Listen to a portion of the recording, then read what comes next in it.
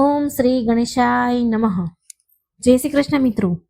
આજે આપણે ગુરુવારની અત્યંત પાવન પવિત્ર કથા સાંભળીશું. મિત્રો, વિડીયો ગમે તો લાઈક કરજો, શેર કરજો અને આ ચેનલને કૃપા કરી સબસ્ક્રાઇબ જરૂર કરી દેજો. સગા વાલા મિત્રો સંબંધીઓને આ વિડીયો જરૂર મોકલજો, જેથી એ ભગવાનની પાવન કથા એમને પણ સાંભળવા મળે અને આપણને પુણ્ય ફળ મળે. સારા કામમાં ક્યારે પાછળ હટવું ન જોઈએ. તો મિત્રો, ચાલો આપણે શુભ પવિત્ર કથા સાંભળીશું. આજે ગુરુવારનો અત્યંત પાવન દિવસ છે. આ દિવસ પાલનહાર ભગવાન વિષ્ણુ અને કરુણામયી મા લક્ષ્મીનો વિશેષ કૃપાનો દિવસ માનવામાં આવે છે. કહેવાય છે કે જે મનુષ્ય ગુરુવારના દિવસે શાંત મન અને સાચી શ્રદ્ધાથી મા લક્ષ્મીની કથા સાંભળે છે, તેના જીવનના બધા જ કષ્ટ, દરિદ્રતા, ચિંતા, વારંવાર આવતી બાધાઓ ધીરે ધીરે સ્વયં સમાપ્ત થઈ જાય છે. આ કથા માત્ર શબ્દ નથી, આ એ આસ્થાની શક્તિ છે જે તૂટેલા ભાગ્યને પણ જોડી દે છે. આ એ વિશ્વાસનો જવાબ છે જે નિરાશ મનમાં પણ આશા જગાડી દે છે. જો તમારા જીવનમાં કામ બનતા બગડી જતા હોય, મહેનત પછી પણ ફળ ન મળતું હોય, ઘરમાં સુખ શાંતિ ન અટકતી હોય, તો આજની આ પાવન કથા તમારા માટે જ છે. હવે પોતાના મનને શાંત કરો, ભગવાન વિષ્ણુ અને મા લક્ષ્મીનું સ્મરણ કરો. શ્રદ્ધાની સાથે આ પાવન કથાને સાંભળવા માટે પોતાનું હૃદય ખોલી દો. પરંતુ દર્શક બંધુ, બૃહસ્પતિ વ્રતની આ પાવન કથાને આરંભ કરતા પહેલા એક અત્યંત ગંભીર અને આવશ્યક વાત જાણી લેવી ખૂબ જ જરૂરી છે. આપણા પ્રાચીન ધર્મ ગ્રંથમાં સ્પષ્ટ કહ્યું છે કે ગુરુવારના દિવસે સાંભળવામાં આવતી વિષ્ણુ ભગવાન અને મહાલક્ષ્મી અને બૃહસ્પતિ વ્રતની કથા જો વચ્ચે છોડી દેવામાં આવે તો માત્ર અધૂરું જ્ઞાન જ નથી આપતી, પરંતુ મનમાં શંકા, ભ્રમ અને અધૂરું સત્ય છોડી જાય છે. બૃહસ્પતિ વ્રત માત્ર વ્રત નથી, આ બુદ્ધિ, ધર્મ, ભાગ્ય અને સાચા માર્ગનું વ્રત છે. અને અધૂરી કથા બુદ્ધિને ભટકાવે છે, જેનાથી વ્યક્તિને અજાણતા ખોટા નિર્ણય અને ખોટી દિશામાં એ ચાલી જાય છે. એટલે તમને નમ્ર નિવેદન છે કે આજે બૃહસ્પતિ દેવ, ભગવાન વિષ્ણુ અને મા લક્ષ્મીની આ પાવન કથાને અંત સુધી જરૂર સાંભળજો. કારણ કે માત્ર આ એક વાર્તા નથી, પરંતુ જીવનનો અરીસો છે. આમાં તમે તમારા કર્મનું પરિણામ જોશો. બની શકે કે આ કથાનું કોઈ પણ એક વાક્ય, કોઈ એક પ્રસંગ તમારા રોકાયેલા ભાગ્યને ખોલી દે, તમારા મનના દ્વાર ખોલી દે, તમને દરિદ્રતા, કલેશ અને માનસિક અશાંતિમાંથી બહાર કાઢી લે. અને જો તમે સ્વયંને એક સાચા સનાતની માનો છો, તો એ તમારો પણ ધર્મ બને છે કે બૃહસ્પતિ વ્રતની આ દિવ્ય શિક્ષાને માત્ર પોતાના સુધી સીમિત ન રાખો, આને વધુમાં વધુ લોકો સુધી પહોંચાડો.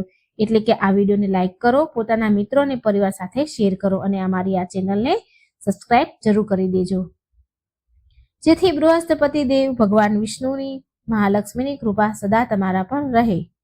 તો આવો શ્રદ્ધા, સંયમ અને વિશ્વાસની સાથે બૃહસ્પતિ વ્રતની આ પાવન કથાનો હવે આરંભ કરીએ. બહુ સમય પહેલાની વાત છે. એક ખૂબ જ પ્રતાપી રાજા હતા, જેમનું નામ હતું વિક્રમાદિત્ય. તેમનું રાજ્ય ખૂબ વિશાળ હતું. તેમની પ્રજા ખૂબ ખુશ હતી. રાજા વિક્રમાદિત્ય પોતાની ન્યાયપ્રિયતા અને દાનવીરતા માટે દૂર દૂર સુધી પ્રસિદ્ધ હતા. તેમના રાજ્યમાં ધન ધાન્યની કોઈ કમી ન હતી. રાજાના મહેલમાં દરેક પ્રકારના સુખ સુવિધા મોજૂદ હતી.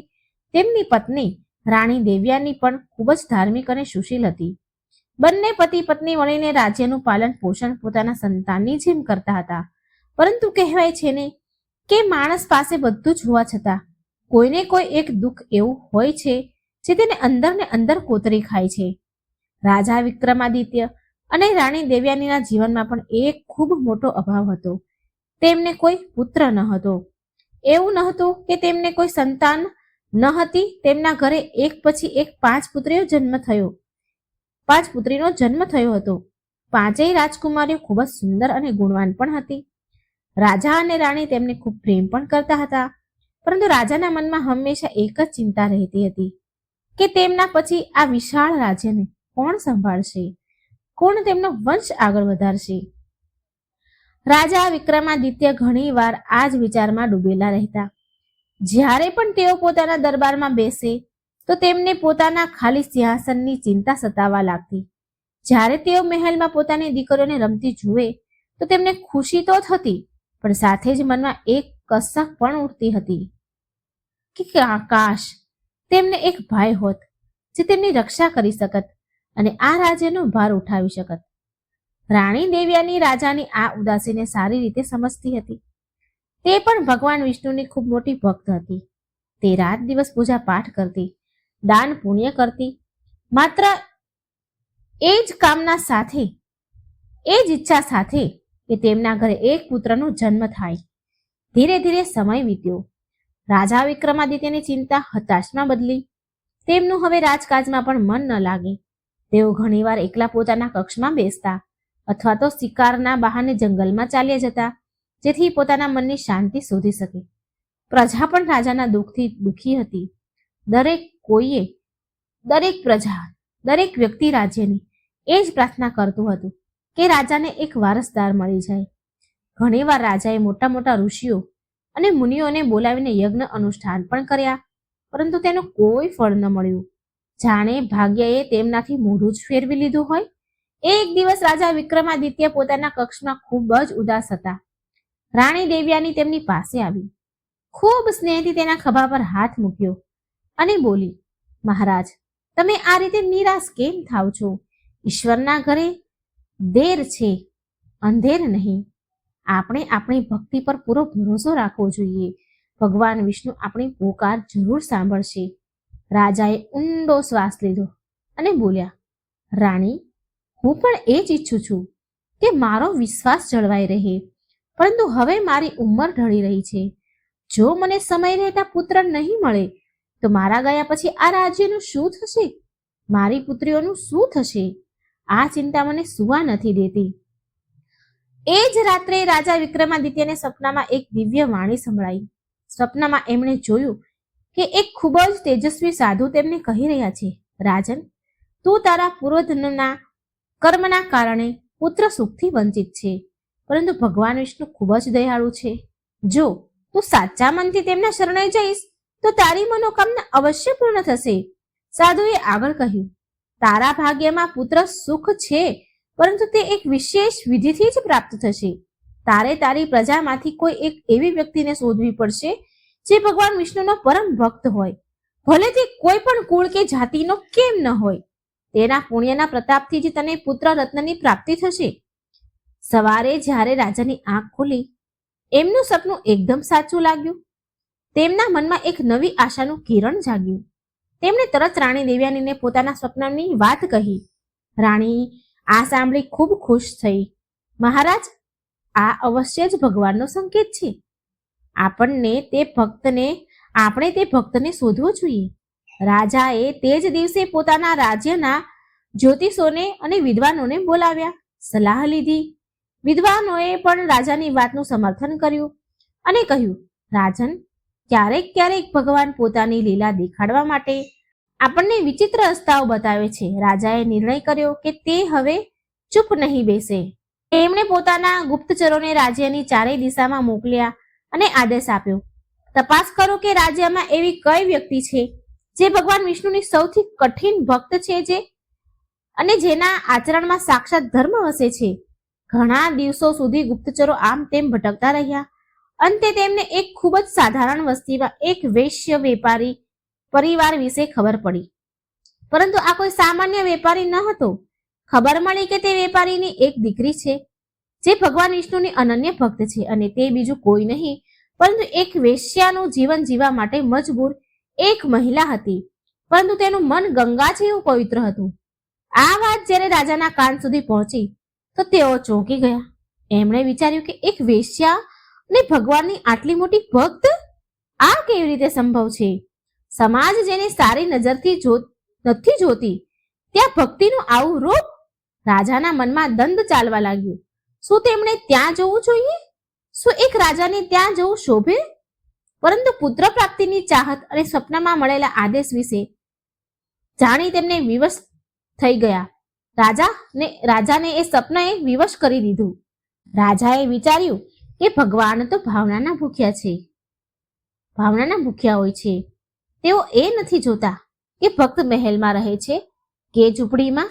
રાજા વિક્રમાદિત્યએ વેશ બદલ્યો જેથી તેમને કોઈ ઓળખી ન શકે અને તેઓ તે વસ્તી તરફ નીકળ્યા. સાંજનો સમય હતો. જ્યારે તેઓ તે ઘરની પાસે પહોંચ્યા તો તેમને અંદરથી ઘંટડીનો મધુર અવાજ અને ભગવાન વિષ્ણુની આરતીના સ્વર સંભળાયા.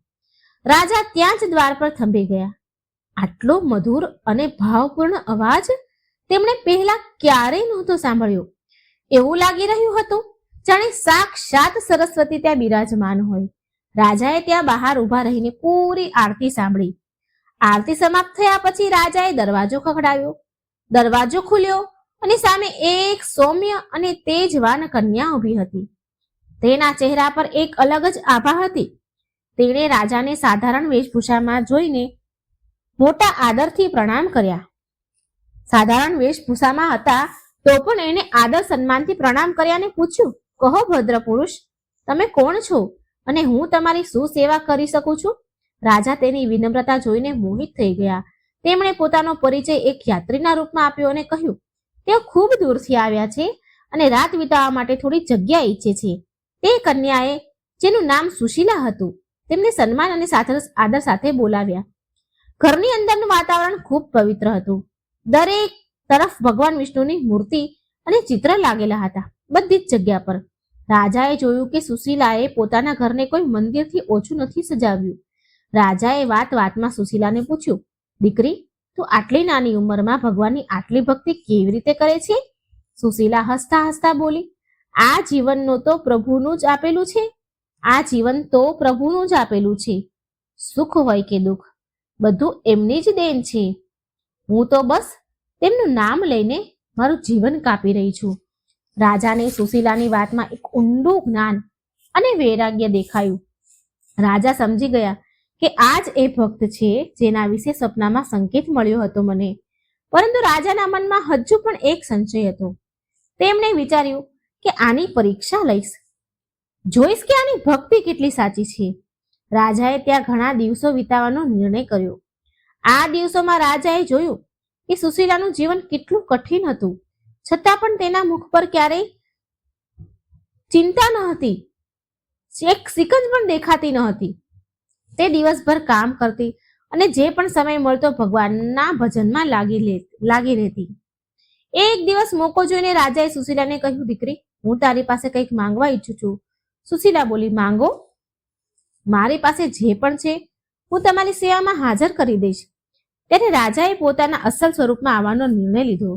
તેમણે પોતાના ઉપરથી સાધારણ વસ્ત્ર હટાવ્યા અને રાજાના વેશમાં એ આવી ગયા. સુશીલા રાજાને પોતાની સામે જોઈને ગભરાઈ ગઈ અને તેના ચરણોમાં પડી ગઈ. રાજાએ તેને ઉઠાવી અને કહ્યું, ડર નહીં દીકરી, હું તારી ભક્તિથી બહુ પ્રસન્ન છું. હું નિસંતાન છું અને મને એક પુત્રની કામના છે. મને સપનામાં આદેશ મળ્યો હતો કે તારી ભક્તિના પ્રભાવથી જ મારો વંશ આગળ વધી શકે છે. રાજાની વાત સાંભળીને સુશીલાની આંખોમાં આંસુ આવી ગયા. તેણે હાથ જોડીને કહ્યું, મહારાજ, હું તો એક તુચ્છ દાસી છું. મારામાં એવું શું સામર્થ્ય હોઈ શકે? પરંતુ જો મારા પુણ્યથી તમારા ઘરમાં ખુશીઓ આવી શકતી હોય તો હું મારું અર્પણ કરવા તૈયાર છું. સર્વસ્વ તમે કોઈ અર્પણ કરવા તૈયાર છું. રાજાએ ત્યારે સુશીલાની સામે એક પ્રસ્તાવ રાખ્યો, જે સમાજના નિયમોની વિરુદ્ધ લાગી શકતો હતો, પરંતુ તે સમયે ધર્મ અને ઈશ્વરની આજ્ઞા જ સર્વોપરી હતી. રાજાએ કહ્યું કે તારે મારી સાથે મહેલમાં ચાલવું પડશે અને વિધિ વિધાનથી પૂજા કરવી પડશે. રાજા વિક્રમાદિત્યનો પ્રસ્તાવ સાંભળીને સુશીલા એક પળ માટે તો સ્તબ્ધ થઈ ગઈ. તેના માટે આ કોઈ ચમત્કારથી ઓછું ન હતું, પરંતુ સાથે જ તેના મનમાં સમાજનો ડર પણ બેસી ગયો હતો. તે જાણતી હતી કે તે જે સમાજ અને જે પરિવેશમાં આવે છે તેને રાજમહેલમાં ક્યારે સન્માનથી નજરથી નહીં જોવામાં આવે. તેણે કાંપતા ધ્રુજતા સ્વરે કહ્યું, મહારાજ, તમારી આજ્ઞા મારા માટે શિરોધાર્ય છે, સર માથા પર છે, પરંતુ શું તમે વિચાર્યું છે કે દુનિયા શું કહેશે? એક રાજા અને એક એવી સ્ત્રીનો સાથ જેને સમાજ હંમેશા ધિક્કાર કરે છે, શું આ તમારા કુળ અને રાજ્યની મર્યાદાની વિરુદ્ધ નહીં હોય? મને ડર છે કે ક્યાંક મારા કારણે તમારા માન સન્માન પર આંચ ન આવે. રાજા વિક્રમાદિત્યએ ખૂબ જ ગંભીરતાથી જવાબ આપ્યો, સુશીલા, માન અને અપમાન તો મનુષ્યના બનાવેલા શબ્દ છે. ઈશ્વરની નજરમાં માત્ર પવિત્રતા મહત્વની છે. મેં તારી અંદર જે ભક્તિનો પ્રકાશ જોયો છે તે મોટા મોટા ઋષિઓમાં પણ દુર્લભ છે. જ્યારે ભગવાન વિષ્ણુએ સ્વયં મને સપનામાં આ માર્ગ બતાવ્યો છે તો મને સમાજની કોઈ ચિંતા નથી. મારા માટે મારો ધર્મ અને મારું કર્તવ્ય સૌથી ઉપર છે અને મારું કર્તવ્ય કહે છે કે મારે પોતાના રાજ્યને વારસ આપવા માટે ઈશ્વરના આદેશનું પાલન કરવું જોઈએ. તું નિસંકોચ મારી સાથે ચાલ. રાજાના વચનોમાં એટલો દ્રઢ વિશ્વાસ જોઈને સુશીલાનો સંકોચ થોડો ઓછો થયો. તેણે પોતાની નાની પોટલી બાંધી, જેમાં તેના ભગવાન વિષ્ણુની એક નાની પિત્તળની મૂર્તિ અને પૂજાની થોડી સામગ્રી હતી. તેણે પોતાના ઘરની ચોખટને પ્રણામ કર્યા, જ્યાં તેણે પોતાના જીવનના આટલા વર્ષ વિતાવ્યા હતા. તેની આંખોમાં આંસુ હતા, પરંતુ આ આંસુ દુઃખના નહીં, પણ એક નવી અને અજાણી સફરની શરૂઆતના હતા. રાજા તેને પોતાની સાથે લઈને મહેલ તરફ ચાલી નીકળ્યા. રસ્તામાં રાજા અને સુશીલા વચ્ચે કોઈ વાત ન થઈ. રથના પૈડાના અવાજ સિવાય ચારે તરફ સન્નાટો હતો. જેમ જેમ રથ રાજમહેલની નજીક પહોંચી રહ્યો હતો, સુશીલાના દિલના ધબકારા વધી રહ્યા હતા. તેણે ક્યારે સપનામાં પણ નહોતું વિચાર્યું કે તે રાજમહેલમાં પગ મૂકશે, જેને તે હંમેશા દૂરથી જ જોયા કરતી હતી. મહેલના વિશાળ દ્વાર ખુલ્યા અને રથ અંદર પ્રવેશ કરી ગયો. પહેરેદારોએ રાજાને ઝૂકીને પ્રણામ કર્યા, પરંતુ તેમની નજર રથમાં બેઠેલી તે સાધારણ સ્ત્રી પર ટકી ગઈ. બધાના મનમાં સવાલ હતો કે આખરે મહારાજની સાથે આ કોણ છે? રાજા સીધા રથમાંથી ઉતર્યા અને સુશીલાને પણ આદર સાથે નીચે ઉતરવાનો સંકેત આપ્યો. સુશીલાએ જેવો મહેલની ધરતી પર પગ મૂક્યો, તેને લાગ્યું જાણે તે કોઈ બીજી દુનિયામાં આવી ગઈ હોય. દરેક તરફ રોશની, સજાવટ, સુગંધિત વાતાવરણ. રાજા તેને લઈને સીધા રાણી દેવયાનીના કક્ષ તરફ ગયા. રાણી દેવયાની તે સમયે પોતાની પૂજા સમાપ્ત કરીને હજી ઊભી જ થઈ હતી. દાસીએ આવીને સૂચના આપી કે મહારાજ પધાર્યા છે અને તેમની સાથે કોઈ અતિથિ પણ છે. રાણીએ ઉત્સુકતાથી દ્વાર તરફ જોયું. જ્યારે રાજા વિક્રમાદિત્ય સુશીલા સાથે કક્ષમાં દાખલ થયા તો રાણી દેવયાની તેમને જોઈને આશ્ચર્યચકિત રહી ગઈ. તેમણે સુશીલાને ઉપરથી નીચે સુધી જોઈ. સાધારણ સુતરાઉ સાડી, માથા પર મોટો ચાંદલો અને હાથમાં એક પોટલી. રાણીને એ સમજતા વાર ન લાગી કે આ સ્ત્રી કોઈ રાજઘરાની નથી. છતાં પણ રાણીએ પોતાના સંસ્કારોનું પાલન કરતા હાથ જોડીને તેમનું સ્વાગત કર્યું. રાજાએ રાણીના ચહેરાના ભાવ વાંચી લીધા હતા. તેમણે રાણીની પાસે જઈને કહ્યું, મહારાણી, હું જાણું છું કે તમારા મનમાં અનેક પ્રશ્ન ઊભા થયા છે. રાણી દેવયાનીએ ધીમા સ્વરે પૂછ્યું, મહારાજ, આ દેવી કોણ છે અને તમે એમને આ રીતે મહેલની અંદર કેમ લાવ્યા? શું કોઈ વિશેષ પ્રયોજન છે? રાજાએ એક ઊંડો શ્વાસ લીધો અને બધી વાત રાણીને સાચે જણાવી દીધી. તેમણે પોતાના સ્વપ્ન વિશે જણાવ્યું, સાધુની ભવિષ્યવાણી વિશે જણાવ્યું અને કેવી રીતે તેમણે સુશીલાની શોધ કરી એ બધું વિસ્તારથી સંભળાવ્યું. રાજાએ અંતમાં જે કહ્યું તેને રાણીના પગ નીચેથી તેથી જમીન સરકી ગઈ. રાજાએ કહ્યું, દેવી, સાધુના કહ્યા મુજબ અને ઈશ્વરની ઈચ્છાને પૂર્ણ કરવા માટે મેં નિર્ણય લીધો છે કે હું સુશીલાને મારી પત્નીના રૂપમાં સ્વીકાર કરીશ. આના જ ગર્ભથી આપણા રાજ્યનો વારસ જન્મ લેશે. આ સાંભળતા જ રાણી દેવયાની ધડામ દઈને ત્યાં રાખેલા આસન પર બેસી ગઈ. તેમની આંખોમાંથી આંસુ વહેવા લાગ્યા. એક પત્ની માટે એ સાંભળવું કે તેનો પતિ બીજા લગ્ન કરવા જઈ રહ્યો છે, તે પણ એક એવી સ્ત્રી સાથે જેનું કુળ અને ગોત્ર અજ્ઞાત છે, ખૂબ મોટો આઘાત હતો. રાણીએ રડતા કહ્યું, મહારાજ, શું સંતાન પ્રાપ્તિનો આ એકમાત્ર ઉપાય બચ્યો હતો? શું મારી તપસ્યામાં કોઈ કમી રહી ગઈ હતી જે તમારે આ પગલું ભરવું પડી રહ્યું છે? અને પછી સમાજમાં શું કહેશો તમે? પ્રજા શું કહેશે કે તેમના રાજાએ એક વેશ્યાની દીકરી સાથે લગ્ન કર્યા? પક્ષમાં તણાવ ખૂબ વધી ગયો હતો. સુશીલા આ બધું જ જોઈ રહી હતી અને તેને ખૂબ આત્મગ્લાનિ તેને થઈ રહી હતી. તે આગળ વધી અને રાણી દેવયાનીના ચરણોમાં પડી ગઈ.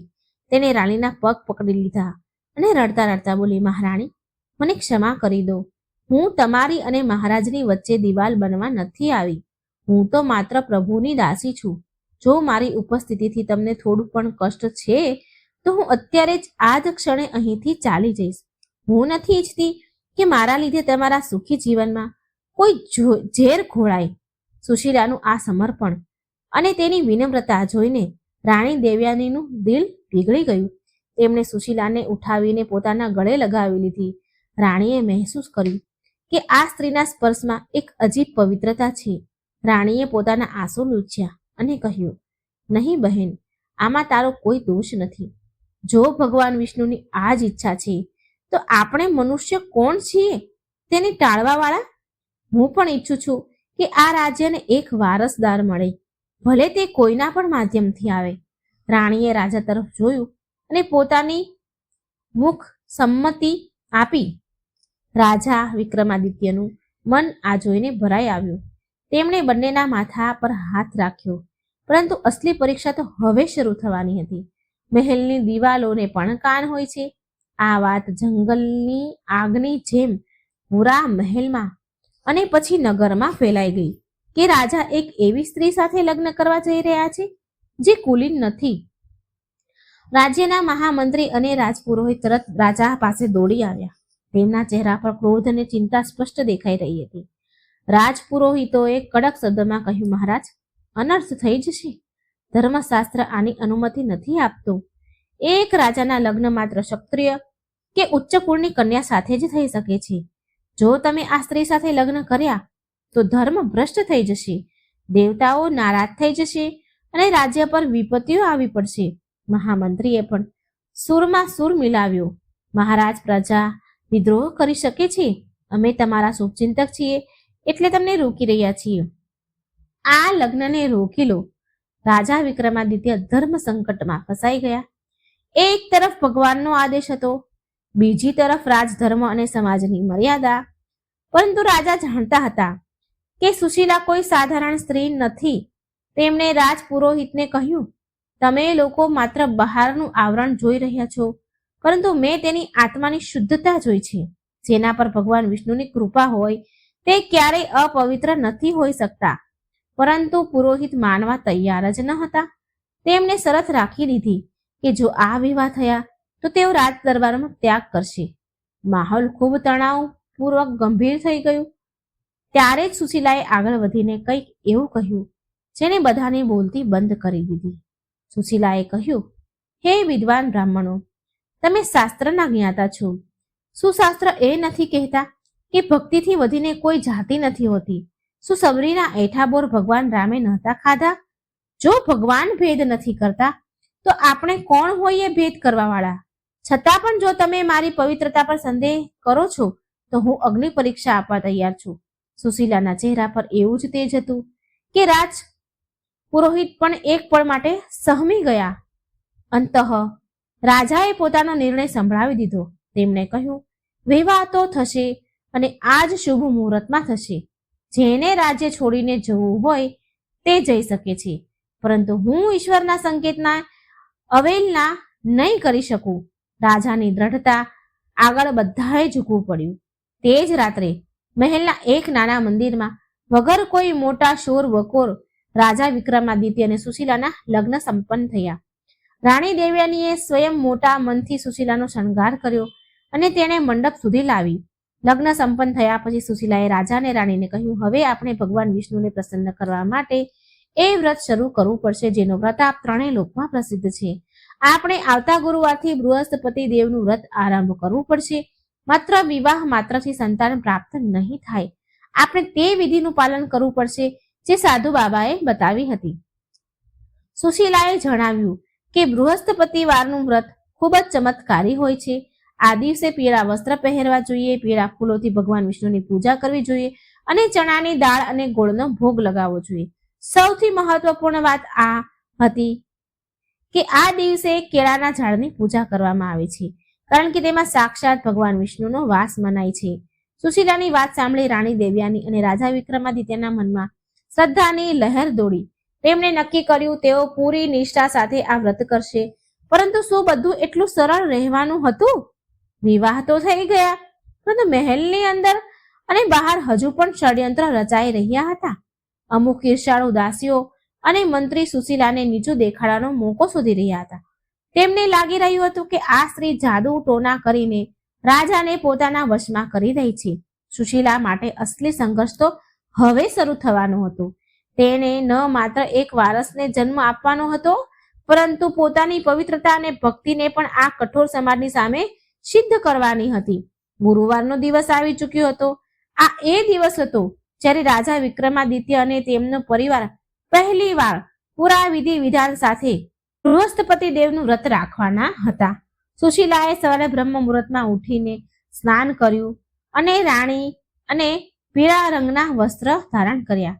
તેણે રાણી દેવ્યાની અને રાજા વિક્રમાદિત્યને પણ પીળા વસ્ત્ર પહેરવાનો આગ્રહ કર્યો.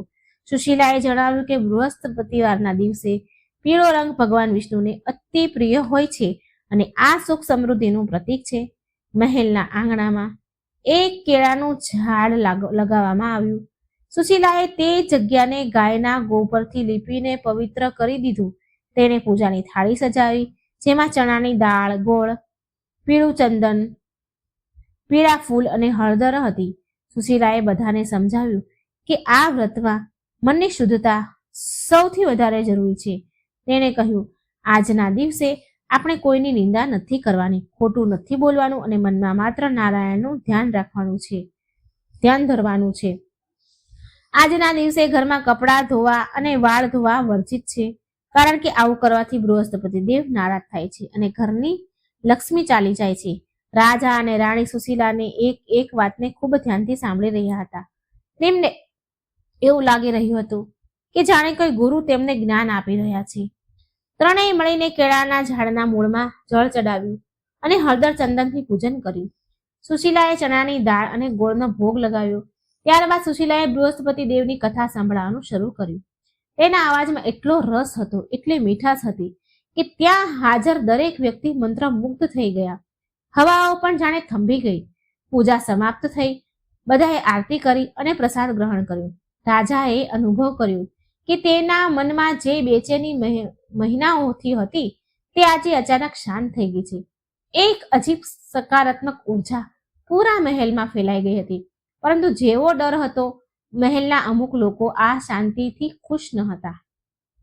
રાજપુરોહિત અને અમુક મંત્રી જે રાજાના વિવાહના વિરુદ્ધ હતા, તેઓ સંતાઈને આ બધું જ જોઈ રહ્યા હતા. તેઓ આપસમાં કાનાફૂસી કરવા લાગ્યા. એક મંત્રીએ કહ્યું, જુઓ જુઓ, કેવી રીતે આ સાધારણ સ્ત્રીએ આપણા રાજા અને રાણીને પોતાના વશમાં કર્યા છે. હવે તો મહેલમાં એ જ થાય છે જે આ કહે છે. જો આવું જ ચાલતું રહેશે ને તો જલ્દી જ રાજકાજમાં પણ આનો દાખલ થઈ જશે. આપણે કંઈક કરવું પડશે. તે લોકોએ એક ષડયંત્ર રચ્યું. તેમણે વિચાર્યું કે જો અમે કોઈ રીતે આ વ્રતને ખંડિત કરી દઈએ કે કંઈક એવું કરીએ જેથી રાજાનો વિશ્વાસ આના પરથી ઉઠી જાય તો અમારું કામ થઈ જશે. આવતા ગુરુવારે જ્યારે પૂજાની તૈયારી થઈ રહી હતી તો એક દાસી જેને તે મંત્રીઓએ પૈસા આપીને પોતાની તરફ કરી લીધી હતી, ધીરેથી રસોડામાં ગઈ. પૂજા માટે જે ભોગ બની રહ્યો હતો તેને તેમાં જાણી જોઈને મીઠું નાખી દીધું. બૃહસ્પતિ વ્રતના ભોજનમાં મીઠાનો ત્યાગ કરવાનો હોય છે અને જો કોઈ ભૂલથી પણ મીઠું ખાઈ લે તો વ્રત તૂટી જાય છે. તે દાસી પોતાનું કામ કરીને ત્યાંથી ખસી ગઈ. પૂજાનો સમય થયો, ભોગ લગાવવામાં આવ્યો. જ્યારે પ્રસાદ વહેંચવાનો વારો આવ્યો તો સૌથી પહેલા રાજા વિક્રમાદિત્યએ હાથ લંબાવ્યો. જેવા રાજા તે પ્રસાદને મોઢામાં મૂકવા જઈ રહ્યા હતા ત્યારે અચાનક એક ચમત્કાર થયો. મહેલના બહાર બંધાયેલા ઘોડા જોર જોરથી હણહણવા લાગ્યા અને એક તેજ આંધીનો ઝટકો આવ્યો, જેનાથી પૂજાની થાળી હલી ગઈ અને રાજાના હાથમાંથી પ્રસાદ છૂટીને જમીન પર પડી ગયો. બધા લોકો ગભરાઈ ગયા. રાજાએ આને અપશુકન માન્યું. સુશીલા તરત સમજી ગઈ કે કંઈક તો ગડબડ છે. તેણે પડેલી દાળને ઉઠાવી અને તેને કીડીઓ પાસે મૂકી દીધી. ત્યારે તેણે જોયું કે કીડીઓ તે દાળને નથી ખાઈ રહી, પરંતુ તેનાથી દૂર ભાગી રહી છે. સુશીલાએ ધ્યાનથી તે પ્રસાદને જોયો અને તેને સૂંઘ્યો. તેણે રાજાને કહ્યું, મહારાજ, રોકાઈ જાઓ. આ પ્રસાદમાં મીઠું મળેલું છે. આ પ્રસાદ અશુદ્ધ છે. ભગવાને સ્વયં તમને અપવિત્ર ભોજન કરવાથી રોકી લીધા છે. રાજાનો ચહેરો ગુસ્સાથી લાલ થઈ ગયો. તેમણે તરત રસોઈયાઓને બોલાવ્યા. રસોઈયાઓ ધ્રુજતા આવ્યા અને તેણે કસમ ખાઈને કહ્યું કે તેમણે મીઠું નથી નાખ્યું ભોગમાં. ત્યારે ખૂબ સ્ટ્રિક્ટ રીતે બધી પૂછપરછ કરવામાં આવી. દાસીનો ભેદ ખુલી ગયો. તે દાસી રાજાના પગમાં પડીને માફી માંગે છે. તેણે કબૂલ કરી લીધું કે તેણે મંત્રીઓએ આવું કરવા માટે ઉશ્કેરી હતી. રાજાએ તે મંત્રીઓને દંડ આપવાનો આદેશ આપ્યો, પરંતુ સુશીલાએ રાજાને રોકી દીધા. સુશીલાએ કહ્યું, મહારાજ, આજે બૃહસ્પતિવાર છે. આજે ક્ષમાનો દિવસ છે. જો આપણે આજે કોઈને દંડ આપીશું તો આપણા વ્રતનું ફળ ઓછું થઈ જશે. ભગવાન વિષ્ણુ શાંતિ પ્રિય છે. એમને ક્ષમા કરી દો. એમની અંતરાત્મા જ એમને દંડ આપશે. સુશીલાની આ ઉદારતા જોઈને રાજા હજુ વધારે પ્રભાવિત થયા. મંત્રીઓનું માથું શરમથી ઝૂક્યું. તેમણે ક્યારેય નહોતું વિચાર્યું કે જે સ્ત્રીનું તેઓ ખરાબ ઈચ્છતા હતા તે જ તેમની રક્ષા કરશે. તે દિવસ પછી તે મહેલમાં કર્મચારીઓના મનમાં સુશીલા માટે આદર વધી ગયો. સમય પોતાની ગતિથી ચાલતો રહ્યો. રાજા રાણી સુશીલા દર ગુરુવારે નિયમિત રૂપથી વ્રત રાખતા અને કથા સાંભળતા. તેઓ ગરીબોને પીળી વસ્તુ દાન કરતા. ધીરે ધીરે રાજાના રાજ્યમાં પણ આની અસર દેખાવા લાગી. જે સમસ્યાઓ રાજ્યમાં ચાલી રહી હતી તે ઉકેલવા લાગી. પાક લહેરાવા લાગ્યો અને વ્યાપાર વધવા લાગ્યો. લગભગ 3 મહિના વીતી ચૂક્યા હતા. એક દિવસ સવારે જ્યારે સુશીલા ઊંઘીને ઉઠી તો તેને ચક્કર જેવું મહેસૂસ થયું. તેનો જીવ ગભરાવા લાગ્યો. રાણી દેવ્યાની તરત જ રાજવૈદ્યને બોલાવવા માટે દોડી. રાજવૈદ્યે આવીને સુશીલાની નસ જોતા જ રાજવૈદ્યના ચહેરા પર સ્મિત આવી ગયું. તેમણે રાજા તરફ જોયું અને હાથ જોડીને કહ્યું, બધાઈ હો મહારાજ, તમને ખૂબ ખૂબ બધાઈ હો. આપણી પ્રાર્થનાઓ સાંભળી લેવામાં આવી છે. નાની રાણી માં બનવા જઈ રહી છે. આ ખબર સાંભળતા જ રાજા વિક્રમાદિત્ય ખુશીથી ઝૂમી ઉઠ્યા. તેમની આંખોમાંથી આંસુ છલકાઈ ગયા. જે પળની તેમને વર્ષોથી રાહ હતી તે પલ આવી ગઈ. રાણી દેવ્યાનીએ સુશીલાને ગળે લગાડી અને તેને મીઠાઈઓ ખવડાવી. પૂરા રાજમહેલમાં ઢોલ નગારા વગાડવામાં આવ્યા. પ્રજાને જ્યારે ખબર પડી કે તેમના રાજાના ઘરે વારસ આવવાનો છે તો પૂરા નગરમાં ઘીના દીવા પ્રગટાવવામાં આવ્યા. એવું લાગી રહ્યું હતું જાણે દિવાળી આવી. સુશીલાએ મનોમન ભગવાન વિષ્ણુને ધન્યવાદ આપ્યો. તેણે કહ્યું, હે પ્રભુ, આ બધું જ તમારી કૃપા છે. મારી લાજ રાખજો. પરંતુ ખુશીઓના આ મહેલમાં એક નવી મુસીબત દસ્તક દેવાની હતી. રાજાની 5 દીકરીઓ જે અત્યાર સુધી ચૂપ હતી તેમને આ વાત પસંદ ન આવી. તેમની દાસીઓએ તેમના કાન ભરવાનું શરૂ કરી દીધું. દાસીઓએ તેમને કહ્યું, રાજકુમારીઓ, અત્યાર સુધી તો તમે જ તમારા પિતાની લાડલી હતી, પરંતુ જો દીકરો થઈ ગયો તો રાજાનો બધો પ્રેમ અને આ બધું રાજ્ય તે દીકરાને મળી જશે. તમારું તો કોઈ માન નહીં રહે. તમે લોકો તો બસ મહેમાન બનીને રહી જશો. વિશેષ કરીને સૌથી મોટી રાજકુમારી, જેનું નામ મૃણાલિની હતું, તેના મનમાં ઈર્ષ્યાનું બીજ વાવી દેવામાં આવ્યું. તેણે પોતાની બહેનોને ભડકાવાનું શરૂ કરી દીધું. મૃણાલિનીએ વિચાર્યું કે જો સાવકી માનો દીકરો થયો તો અમારું ભવિષ્ય અંધકારમાં ચાલ્યું જશે. આપણે કંઈક કરવું પડશે. અહીં મહેલમાં ખુશીઓ મનાવવામાં આવી રહી હતી અને ત્યાં રાજકુમારીઓના કક્ષમાં એક ખતરનાક સાજિશ રચાઈ રહી હતી. ગર્ભાવસ્થા દરમિયાન સુશીલાનું ખૂબ ધ્યાન રાખવામાં આવી રહ્યું હતું. રાણી દેવ્યાની તેને એક પળ માટે પણ એકલી નહોતી છોડતી. રાજા પણ પોતાનો વધારે ને વધારે સમય સુશીલા પાસે વિતાવતા. તેઓ તેને ધર્મગ્રંથ વાંચીને સંભળાવતા. પરંતુ એક રાત્રે જ્યારે સુશીલા પોતાના કક્ષમાં સૂતી હતી, તેને લાગ્યું કે કોઈ પડછાયાની જેમ તેની બારી પાસે ઊભું છે. કોઈનો પડછાયો બારીમાં પડ્યો. તેને ડરતા પૂછ્યું, કોણ છે ત્યાં? પરંતુ કોઈ જવાબ ન મળ્યો. સુશીલાને લાગ્યું કે કદાચ તેનો વહેમ છે, પરંતુ આ વહેમ નહોતો. આવનારો સમય સુશીલા અને તેના આવનાર બાળક માટે ખૂબ કઠણ હોવાનો હતો. શું ભગવાન વિષ્ણુ પોતાના ભક્તની રક્ષા કરશે? શું સુશીલા સુરક્ષિત રૂપથી બાળકને જન્મ આપી શકશે, જે આ રાજ્યનું ભવિષ્ય બદલવાનો છે? કે પછી મહેલની સાજિશો જીતી જશે? કહાની હવે એક ખૂબ જ નાજુક વળાંક પર આવી ઊભી હતી. સુશીલાએ તે રાત્રે બારી પર જે પડછાયો જોયો હતો તેને કોઈ વહેમ લાગી રહ્યો હતો, પરંતુ તેનું મન અંદરથી આશંકિત હતું. બીજી સવારે જ્યારે તે ઊંઘીને ઉઠી તો તેણે આ વાત કોઈને ન જણાવી, કારણ કે તે નહોતી ઈચ્છતી કે તેના લીધે મહેલમાં કોઈ તણાવ પેદા થાય. રાજા અને રાણી પરેશાન થાય. રાણી દેવ્યાની સુશીલાનું ખૂબ ધ્યાન રાખી રહી હતી. સુશીલા માટે અલગ અલગ પ્રકારના પૌષ્ટિક વ્યંજન બનાવવામાં આવતા અને સમય સમય પર રાજવૈદ્ય તેની તપાસ કરતા. આ બધું જોઈને રાજાની 5 પુત્રીઓની છાતી પર સાપ ચાલી રહ્યા હતા.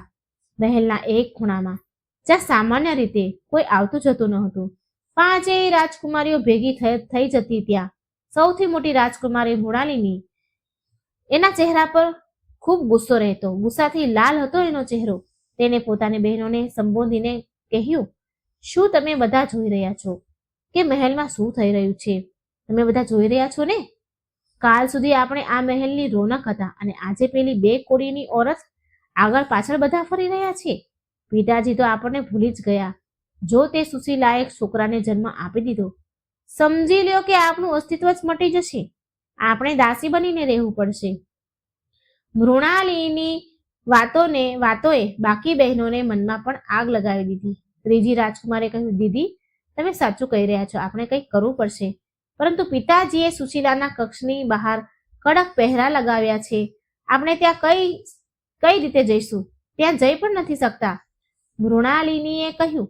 એક કુટિલ મુસ્કાન સાથે કહ્યું, આપણે ત્યાં જવાની જરૂર નથી. સુશીલા દર ગુરુવારે સવારે મંદિરે જાય છે. મંદિર જવાનો રસ્તો સીડીઓથી થઈને જાય છે. જો તે સીડીઓ પર કંઈક એવું કરી દેવામાં આવે, તેનો પગ લપસી જાય તો ના રહેશે વાંસ, ના વાગશે વાંસળી, બાળક પણ પડશે અને સુશીલા પણ નહીં બચે. આ યોજના ખૂબ જ ખતરનાક હતી, પરંતુ ઈર્ષાએ રાજકુમારીની મતિ ભ્રષ્ટ કરી દીધી હતી. તેમણે નક્કી કર્યું હતું કે તેઓ આવતા ગુરુવારની રાહ જોશે. ગુરુવારનો દિવસ આવ્યો. સુશીલા પોતાની દિનચર્યા મુજબ સવારે જલ્દી ઉઠી. આજે તેનું વ્રત હતું. સ્નાન કર્યા પછી તેણે પીળા વસ્ત્ર ધારણ કર્યા અને પૂજાની થાળી સજાવી. તેનું મન ભગવાન વિષ્ણુની ભક્તિમાં લીન હતું. તે ધીરે ધીરે પોતાના કક્ષમાંથી નીકળી અને મંદિર તરફ જતી સીડીઓ તરફ વધી. તેને જરા પણ અંદાજ ન હતો કે મોત તેની રાહ જોઈ રહ્યું છે. રાજકુમારીઓએ રાતના અંધારામાં તે સંગેમરમરની સીડીઓ પર ખૂબ બધું તેલ ઢોળી દીધું હતું, જે પ્રકાશમાં ચમકતું પણ ન હતું. સુશીલા ઓમ નમો ભગવતે વાસુદેવાયનો જાપ કરતા કરતા આગળ વધી રહી હતી. તે સીડીઓની બિલકુલ નજીક પહોંચી ચૂકી હતી. તે પહેલું ડગલું ભરવાની જ હતી કે ત્યારે અચાનક એક વાંદરો ક્યાંકથી કૂદીને ત્યાં આવી ગયો. મહેલમાં સામાન્ય રીતે વાંદરા નહોતા આવતા, પરંતુ તે દિવસે ન જાણે ક્યાંથી આવી ચડ્યો. વાંદરાએ સુશીલાના હાથમાંથી પૂજાની થાળીમાં રાખેલું એક કેળું ઝપટી લીધું અને તે જ તેલવાળી સીડી પર કૂદી ગયો. જેવો વાંદરો સીડી પર કૂદ્યો, તેલના કારણે તેનો પગ લપસી ગયો અને તે ધડામ દઈને નીચે જઈ પડ્યો. વાંદરો તો ચપળ હતો. તે તરત સંભાળીને પોતાને ભાગી ગયો, પરંતુ સુશીલાની આંખો ફાટી ગઈ. તેણે જોયું કે જ્યાં વાંદરાનો પગ પડ્યો હતો ત્યાં ચિકાસ હતી. તેણે ઝૂકીને ધ્યાનથી જોયું તો જાણ્યું કે પૂરી સીડીઓ પર તેલ વેરાયેલું હતું. જો તે એક ડગલું પણ આગળ વધારત તો તે નિશ્ચિત રૂપે તે નીચે પડી જાત અને તેના ગર્ભસ્થ શિશુને બચાવવાનું નામુમકિન થઈ જાત. સુશીલા તો ધ્રુજવા લાગી. તે ત્યાં જ સીડીઓ પાસે બેસીને રડવા લાગી. તેનો અવાજ સાંભળીને દાસીઓ દોડી આવી. રાણી દેવ્યાની અને રાજા વિક્રમાદિત્ય પણ ગભરાતા ત્યાં પહોંચ્યા. જ્યારે તેમણે સીડીઓ પર તેલ જોયું તો રાજાનો ગુસ્સો સાતમા આસમાને પહોંચી ગયો. તેમણે ગર્જના કરતા કહ્યું, આ કોની હરકત છે? મારા મહેલમાં મારી જ રાણી અને મારા થનારા વારસને મારવાની સાજિશ? કોણે કર્યું આ?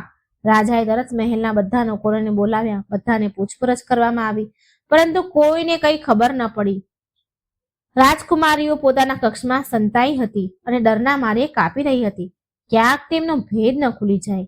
પરંતુ સુશીલાએ ફરીથી મોટપ દેખાડી. તેણે રાજાને કહ્યું, મહારાજ, શાંત થઈ જાઓ. બની શકે કે કોઈ દાસીથી અજાણતા તેલ ઢોળાઈ ગયું હોય અને ડરના મારે તેણે બતાવ્યું ન હોય. તમે ક્રોધ ન કરો. જુઓ, ભગવાન વિષ્ણુએ મારી રક્ષા કરી છે ને, માટે સ્વયં તે વાનરને મોકલી દીધો મારી રક્ષા માટે. મારા પ્રભુ મારી સાથે છે. મારું કોઈ વાળ વાંકો નથી કરી શકતું. રાજા વિક્રમાદિત્ય સુશીલાની વાત માની ગયા, પરંતુ તેમના મનમાં શકનો ઘેરો થઈ ગયો હતો. તેમને સમજાઈ ગયું હતું કે આ કોઈ દુર્ઘટના નથી, પણ એક સમજી વિચારેલી ચાલ છે. રાજાએ આદેશ આપ્યો કે આજથી સુશીલાના કક્ષ અને મંદિરના રસ્તા પર પહેરો બમણો કરી દેવામાં આવે. વગર તપાસે સુશીલાની પાસે કોઈ પણ વસ્તુ નહીં જાય. બીજી બાજુ રાજકુમારીઓની યોજના નિષ્ફળ જવાથી તેઓ હજુ વધારે ચીડાઈ ગઈ. મૃણાલિનીએ પોતાની બહેનોને કહ્યું, કિસ્મત તે ઓરતની સાથે આપી રહી છે, ભાગ્ય એનો સાથ આપી રહ્યું છે, પરંતુ દર વખતે આવું નહીં થાય. આ વખતે આપણે શારીરિક ઈજા ન પહોંચાડી શક્યા તો શું થયું? આપણે તેને માનસિક રીતે તો તોડી શકીએ છીએ. ગર્ભવતી સ્ત્રીનું મન ખૂબ જ કમજોર હોય છે.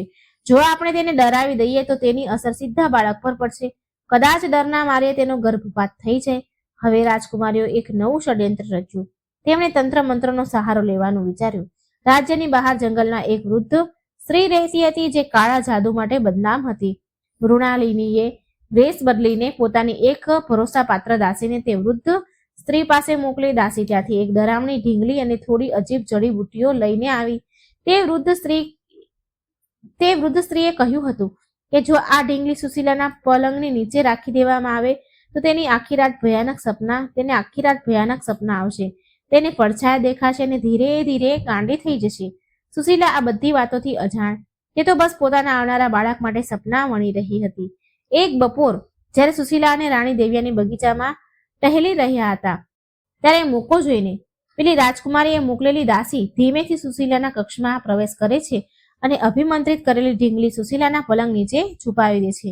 તે રાત્રે જ્યારે સુશીલા સુવા ગઈ તો તેને અજીબ બેચેની થવા લાગી. ઓરડામાં બધું સામાન્ય હતું, પરંતુ હવામાં એક ભારેપણું હતું. જેવી તેની આંખ લાગી તે ચીસ પાડીને બેઠી થઈ ગઈ. તેણે સપનામાં જોયું કે એક કાળો પડછાયો તેને ખાવા માટે દોડી રહ્યો છે, તો તેને પરસેવો વળી રહ્યો હતો. રાજા બાજુના કક્ષમાં જ હતા. તેઓ દોડીને આવ્યા. સુશીલા, શું થયું? તું ઠીક તો છે ને? રાજાએ પૂછ્યું. સુશીલાએ કાપતા કાપતા કહ્યું, મહારાજ, મને ખૂબ ડર લાગે છે. મને એવું લાગી રહ્યું છે કે જાણે આ ઓરડામાં કોઈ બીજું પણ છે.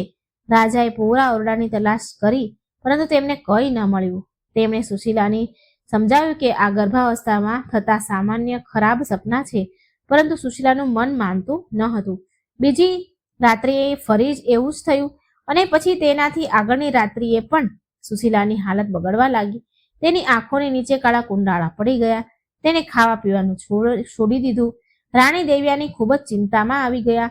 રાજવૈદ્યની દવાઓ પણ કામ નહોતી કરી રહી, કારણ કે આ બીમારી શરીરની નહીં, પરંતુ કોઈ બીજી વસ્તુની હતી. રાજકુમારીઓ સુશીલાની આ હાલત જોઈને ખૂબ જ ખુશ થતી હતી. મૃણાલિનીએ પોતાની બહેનોને કહ્યું, જુઓ, આપણું તીર નિશાના પર લાગ્યું છે. હવે તે જાતે જ પાગલ થઈ જશે અને તે બાળક ક્યારેય દુનિયાનું મોઢું નહીં જોઈ શકે. પરંતુ તેઓ ભૂલી ગઈ હતી કે જેના પર બૃહસ્પતિ દેવ અને ભગવાન વિષ્ણુનો હાથ હોય તેનું અનિષ્ટ કરવું આસાન નથી. સુશીલાની બગડતી હાલત જોઈને રાજા વિક્રમાદિત્યએ નિર્ણય લીધો કે તેઓ હવે કોઈ વૈદ્યને નહીં, પરંતુ કોઈ જ્ઞાની પંડિત કે મહાત્માને બોલાવશે. રાજાને યાદ આવ્યું કે જે સાધુએ તેમને પુત્ર પ્રાપ્તિનો ઉપાય બતાવ્યો હતો, કદાચ તેઓ જ આ સમસ્યાનું સમાધાન પણ બતાવી શકે. રાજાએ મનોમન ભગવાન વિષ્ણુનું સ્મરણ કર્યું અને પ્રાર્થના કરી કે હે પ્રભુ, મારી પત્ની અને બાળકની રક્ષા કરો. રાજા વિક્રમાદિત્યએ જે મહાત્માને તેડું મોકલ્યું તેઓ કોઈ સાધારણ સાધુ ન હતા. તેઓ તંત્ર અને મંત્રના ખૂબ જ મોટા જ્ઞાતા હતા અને ભગવાન વિષ્ણુના પરમ ભક્ત હતા. રાજાનો સંદેશ મળતા જ તેઓ રાજમહેલ પધાર્યા. રાજા વિક્રમાદિત્યએ દ્વાર પર તેમનું સ્વાગત કર્યું. તેમને આદર સહિત સુશીલાના કક્ષમાં લઈ ગયા. સુશીલા પલંગ પર પડી હતી. તેનું શરીર પીળું પડી ચૂક્યું હતું અને બેભાન અવસ્થામાં કંઈક બબડી રહી હતી. રાણી દેવ્યાની તેના માથા પાસે બેસીને રડી રહી હતી. મહાત્માએ કક્ષમાં પ્રવેશ કરતા જ પોતાના કદમ રોકી લીધા. તેમની ભ્રમણો તણાઈ રહી હતી. તેમણે પોતાની આંખો બંધ કરી અને થોડી ક્ષણો સુધી ધ્યાન લગાવ્યું. પછી તેણે રાજા તરફ જોઈને ગંભીર સ્વરમાં કહ્યું, રાજન, આ કક્ષમાં હવા શુદ્ધ નથી. અહીં કોઈ બીમારીનો નહીં, પરંતુ કોઈ નકારાત્મક શક્તિનો વાસ છે. કોઈએ રાણી સુશીલા અને તેમના ગર્ભ શિશુને નુકસાન પહોંચાડવા માટે ખૂબ જ ઘૃણિત તંત્ર પ્રયોગ કર્યો છે. રાજા વિક્રમાદિત્ય આ સાંભળીને સ્તબ્ધ રહી ગયા. તેમણે પૂછ્યું, મહાત્માજી, આનો ઉપાય શું છે?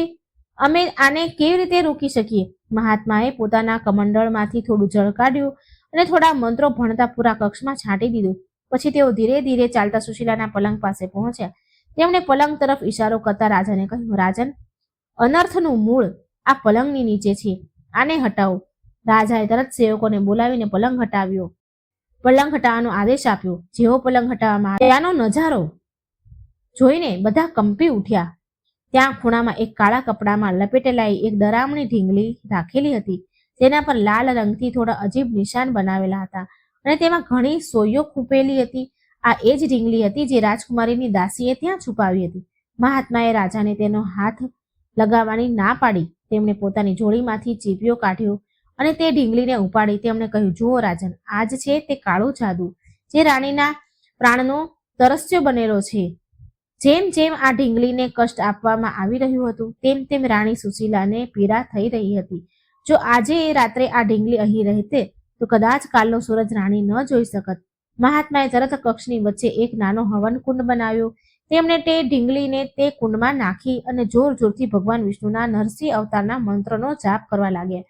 જેવી તેમણે ઢીંગલીમાં આગ લગાવી, તેમાંથી અજીબ તડતડવાનો અવાજ આવવા લાગ્યો અને કાળો ધુમાડો નીકળવા લાગ્યો. જેમ જેમ ઢીંગલી બળીને રાખ થઈ રહી હતી, પલંગ પર સૂતેલી સુશીલાનો ચહેરાનો તણાવ ઓછો થઈ જઈ રહ્યો હતો. તેના શ્વાસ જે અત્યાર સુધી ભારે હતા તે હવે શાંત થવા લાગ્યા. થોડી જ વારમાં ઢીંગલી પૂરી રીતે બળીને રાખ થઈ ગઈ. મહાત્માએ તે રાખને એક પોટલીમાં બાંધી લીધી અને રાજાને કહ્યું, રાજન, આને તરત રાજ્યની બહાર વહેતા જળમાં પ્રવાહિત કરી દો. સંકટ ટળી ગયું છે. ભગવાન વિષ્ણુએ પોતાના ભક્તની રક્ષા કરી લીધી છે. ત્યારે જ સુશીલાએ ધીરેથી પોતાની આંખ ખોલી અને તેને મહેસૂસ થઈ રહ્યું હતું જાણે તેની છાતી પરથી કોઈ ખૂબ ભારે બોજ હટાવી લેવામાં આવ્યો હોય. તેણે ચારે તરફ જોયું અને રાજાને પોતાની પાસે જોઈને રાહતનો શ્વાસ લીધો. સુશીલાને હોશમાં જોઈને રાજા અને રાણી દેવ્યાનીનો ખુશીનો પાર ન રહ્યો.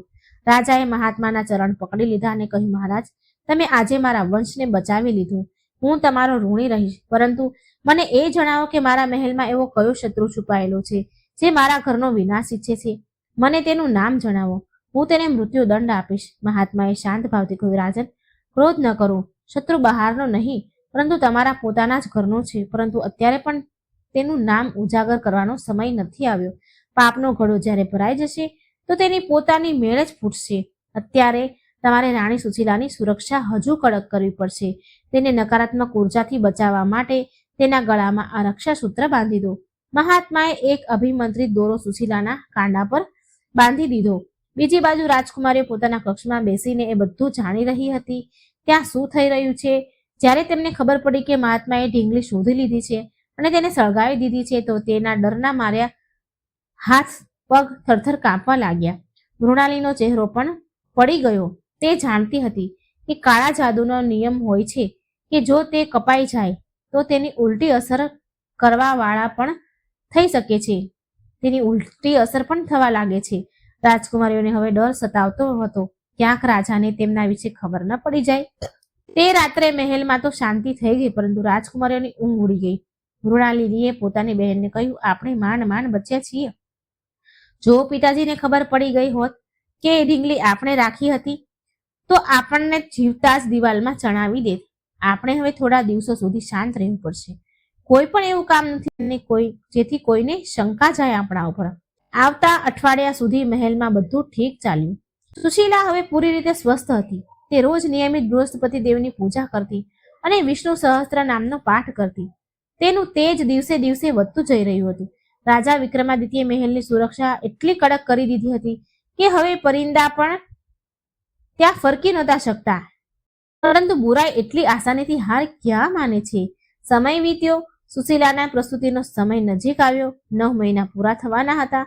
રાજવૈદ્યે જણાવ્યું કે કોઈ પણ દિવસે બાળકનો જન્મ થઈ શકે છે. મહેલમાં એક અલગ જ ઉત્સાહ હતો, પરંતુ આ જ ઉત્સાહની વચ્ચે એક નવી મુસીબત દસ્તક દેવાની હતી. આ વખતે હુમલો કોઈ માણસનો નહીં, પરંતુ કુદરતનો થવાનો હતો, અથવા એમ કહીએ કે પરિસ્થિતિનો થવાનો હતો. જે દિવસે સુશીલાએ પ્રસૂતિ પીડા એને શરૂ થઈ સુશીલાને, તે જ રાતે રાજ્યમાં એક ભયંકર તોફાન આવ્યું. એવું તોફાન જે પહેલા ક્યારેય નહોતું આવ્યું. વીજળી કડકી રહી હતી, મુશળધાર વરસાદ થઈ રહ્યો હતો, મહેલના દીવા ઓલવાઈ રહ્યા હતા, અને આ જ અંધારા અને તોફાની રાત્રે સુશીલાને દર્દ થવા લાગ્યું. પ્રસૂતિની પીડા ઉપડી. રાતે પ્રકૃતિનું રૌદ્ર રૂપ જોઈને એવું લાગી રહ્યું હતું જાણે પ્રલય આવી ગયો હોય. હવાઓ એટલી તેજ હતી જે મહેલના મજબૂત થાંભલા પણ કાપી રહ્યા હતા. વાદળોના ગડગડાટથી લોકોના દિલ બેસી રહ્યા હતા. રાજા વિક્રમાદિત્ય પોતાના કક્ષમાં ટહેલી રહ્યા હતા, બેચેનીથી આટા મારી રહ્યા હતા. તેમની નજર વારંવાર તે કક્ષના બંધ દરવાજા પર જઈ રહી હતી જ્યાં સુશીલા પ્રસૂતિ પીડા સામે ઝૂમી રહી હતી. રાજવૈદ અને અનુભવી દાઈઓ અંદર હતી, પરંતુ સમય વીતતો જઈ રહ્યો હતો અને કોઈ ખબર નહોતી આવી. રાણી દેવ્યાની પણ અંદર જ હતી. સુશીલાનો હાથ પકડી તેને હિંમત આપી રહી હતી. સુશીલાનું શરીર દર્દથી દુઃખથી તૂટી રહ્યું હતું, પરંતુ તેના હોઠ પર માત્ર એક જ નામ હતું, હે નારાયણ, હે મધુસૂદન. બહાર વીજળીનો ચમકારો દરેક વખતે ઓરડાને રોશન કરી દેતો હતો અને સુશીલાના ચહેરા પર છવાયેલી વેદના સ્પષ્ટ દેખાઈ રહી હતી. દાઈઓના ચહેરા પર ચિંતાની રેખાઓ હતી. તેમાંથી એક દાઈ ધીરેથી રાણી દેવ્યાનીને કહે છે, મહારાણી, સ્થિતિ ખૂબ જટિલ છે. બાળક ગર્ભમાં પોતાની જગ્યા બદલી રહ્યું છે. જો જલ્દી જ પ્રસૂતિ નહીં થાય તો મા અને બાળક બંનેના પ્રાણને ખતરો થઈ શકે છે. આ સાંભળીને રાણી દેવ્યાની ગભરાઈ ગઈ, પરંતુ તેણે સુશીલાને આ મહેસૂસ ન થવા દીધું. તેણે સુશીલાના માથ પર હાથ ફેરવતા કહ્યું, હિંમત ન હાર સુશીલા, ભગવાન વિષ્ણુ તારી પરીક્ષા લઈ રહ્યા છે.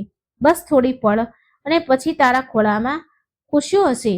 ત્યારે જ આકાશમાં ખૂબ ભયંકર વીજળી કડકી. તેનો અવાજ એટલો તેજ હતો કે લાગ્યું કે જાણે આકાશ ફાટી રહ્યું હોય, અને ઠીક તે જ ક્ષણે મહેલના તે કક્ષમાંથી એક નવજાત શિશુના રડવાનો અવાજ ગુંજ્યો. ઉવા ઉવા.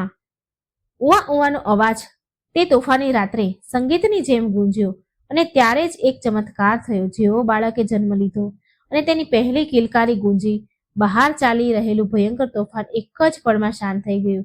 જે હવાઓ ઝાડને ઉખાડવા પર તુલી હતી તે હવે મંદ મંદ શીતળ લહેરમાં બદલાઈ ગઈ. મુશળધાર વરસાદ રોકાઈ ગયો અને વાદળોની વચ્ચેથી પૂનમનો ચાંદ નીકળી આવ્યો. પ્રકૃતિમાં આવેલો આ અચાનક બદલાવ જોઈને દરેક કોઈ હેરાન રહી ગયું. એવું લાગી રહ્યું હતું કે જાણે પ્રકૃતિ સ્વયં તે બાળકના સ્વાગતમાં શાંત થઈ ગઈ હોય. અંદર દાયણો ખુશીથી બૂમ પાડતા પાડતા કહે છે, વધાઈ હો મહારાણી, તમને બધાઈ હો. સુશીલાએ એક અત્યંત તેજસ્વી પુત્રને જન્મ આપ્યો છે. સુશીલા જે દર્દથી નિઢાલ થઈ ચૂકી હતી, તેણે જેવો જ પુત્ર શબ્દ સાંભળ્યો તેના ચહેરા પર એક દિવ્ય મુસ્કાન આવી. તેણે પોતાની અડધી ખુલેલી આંખોથી પોતાના દીકરાને જોવાની કોશિશ કરી. દાયણોએ બાળકને સાફ કરીને પીળા રંગના રેશમી વસ્ત્રમાં લપેટ્યું અને તેને સુશીલાના ખોળામાં મૂકી દીધું. બાળકનો ચહેરો સૂર્ય સમાન ચમકી રહ્યો હતો. તેની આંખોમાં એક અજીબ ઊંડાણ હતું. રાણી દેવયાનીએ તરત બહાર જઈને રાજા વિક્રમાદિત્યને ખુશખબરી આપી. મહારાજ, તમારી મનોકામના પૂરી થઈ. ભગવાન વિષ્ણુની કૃપાથી તમને પુત્ર રત્નની પ્રાપ્તિ થઈ છે.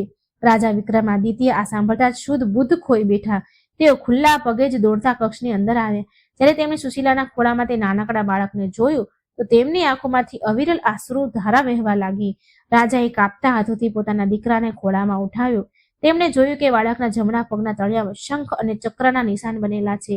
રાજા સમજી ગયા કે આ કોઈ સાધારણ બાળક નથી, આ સાક્ષાત ઈશ્વરીય અંશ છે. રાજાએ સુશીલાના માથા પર હાથ રાખીને કહ્યું, સુશીલા, તે મને એ સુખ આપ્યું છે જેના માટે હું વર્ષોથી તડપી રહ્યો હતો. આજે મારું જીવન સફળ થઈ ગયું. મહેલમાં ખુશીઓ મનાવવામાં આવી.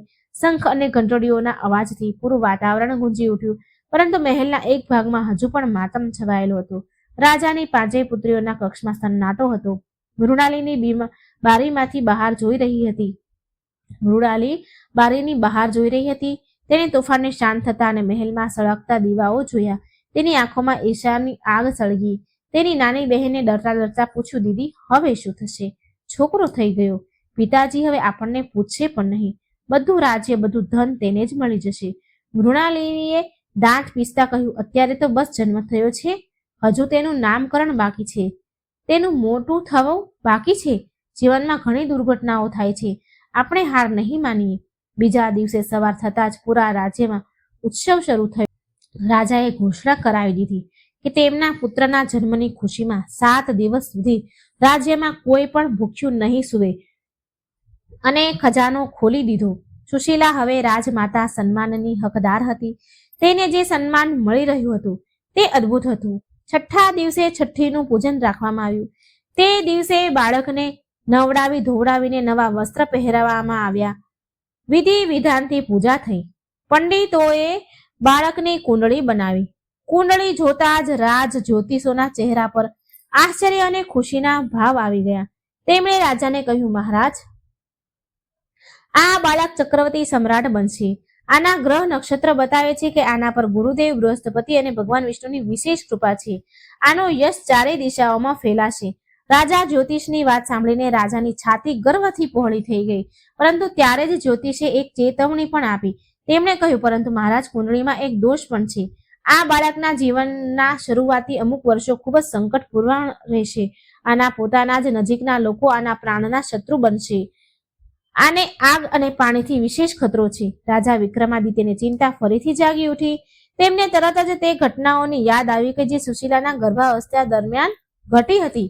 સીડીઓ પર તેલ, ડરામણી ઢીંગલી. રાજા સમજી ગયા ખતરો હજુ પણ ટળ્યો નથી. તેમણે નક્કી કર્યું કે તેઓ પોતાના દીકરાને એક પળ માટે પણ પોતાની આંખોથી દૂર નહીં થવા દે. બીજી બાજુ રાજકુમારીઓ પણ આ બધું સાંભળી રહી હતી. જ્યારે તેમણે આગ અને પાણીવાળી વાત સાંભળી તો મૃણાલિનીના દિમાગમાં એક શેતાની યોજનાએ જન્મ લીધો. તેણે વિચાર્યું, સારું, તો આગ અને પાણીથી ખતરો છે તો કેમ ના આપણે આને જ હથિયાર બનાવીએ. થોડા દિવસ વીત્યા. સુશીલા પોતાના દીકરાની દેખભાળમાં મગ્ન હતી. તેને પ્રેમથી ગોપાલ બોલાવતી હતી. એક દિવસ બપોરનો સમય. સુશીલા પોતાના કક્ષમાં ગોપાલને સુવડાવી સ્નાનાગારમાં સ્નાન કરવા ગઈ. ગોપાલ પારણામાં સૂઈ રહ્યો હતો. કક્ષની બહાર પહેરેદાર હતા. પરંતુ કક્ષની અંદર એક પાછલા દરવાજાથી જે દાસીઓના આવવા જવા માટે હતો ત્યાંથી એક પડછાયો અંદર દાખલ થયો. આ સાયો મૃણાલિની સૌથી વિશ્વાસપાત્ર દાસીનો હતો. તેણે પોતાનો ચહેરો ઢાંક્યો હતો. તેના હાથમાં એક પોટલી હતી. તેણે જોયું કે ગોપાલ ગાઢ નિંદ્રામાં છે. તેણે જલ્દીથી પોટલી ખોલી. તે પોટલીમાં વીંછી હતો, ઝેરી કાળો વીંછી. મૃણાલિની યોજના હતી કે તે વીંછી બાળકને ડંખ મારી દે છે અને બધાને લાગશે કે આ એક દુર્ઘટના હતી. દાસીએ કામતા હાથોથી તે વીંછીને પારણામાં છોડી દીધો. વીંછી ધીરે ધીરે સરકતા નાનકડા ગોપાલ તરફ વધવા લાગ્યો. દાસી ત્યાંથી ચૂપચાપ નીકળી ગઈ. સુશીલા હજુ પણ સ્નાન જ કરી રહી હતી. પહેરેદાર બહાર પહેરો ભરી રહ્યા હતા. અંદર નાનકડો ગોપાલ મોતના મોઢામાં એકલો હતો. એ કાળો વીંછી ગોપાલના કોમળ પગ પાસે પહોંચી ગયો. નાનકડા ગોપાલના પારણામાં મોત સરકી રહ્યું હતું. તે કાળો અને ઝેરીલો વીંછી પોતાની પૂંછડી ઉઠાવી બિલકુલ તૈયાર હતો ડસવા માટે. ગોપાલનો કોમળ હાથ તે વીંછીની ઠીક સામે. એક પળની વાર અને અનર્થ થઈ જાત. પરંતુ કહેવાય છે ને કે ઝાંકો રાખે સાહિયા માર શકે ના કોઈ. જેનો એ રામ રાખે એને કોણ ચાખે. જે બાળકની રક્ષા સ્વયં બૃહસ્પતિ દેવ અને જગતના પાલનહાર ભગવાન વિષ્ણુ કરી રહ્યા હોય તેને કાળ પણ કેવી રીતે અડી શકે. પારણાની અંદર ગોપાલ ઊંઘમાં જ પોતાનો હાથ હલાવ્યો. તેનો હાથ સીધો વીંછી ઉપર નહીં પરંતુ વીંછીની ઠીક બાજુમાં પડેલા એક નાનકડા રમકડા પર જઈ વાગ્યો. રમકડું ગબડીને વીંછી સાથે ટકરાયું. વીંછી આ અચાનક થયેલી હલચલથી ગભરાઈ ગયો અને તેને પોતાનો ડંખ તે રમકડા પર જ મારી દીધો.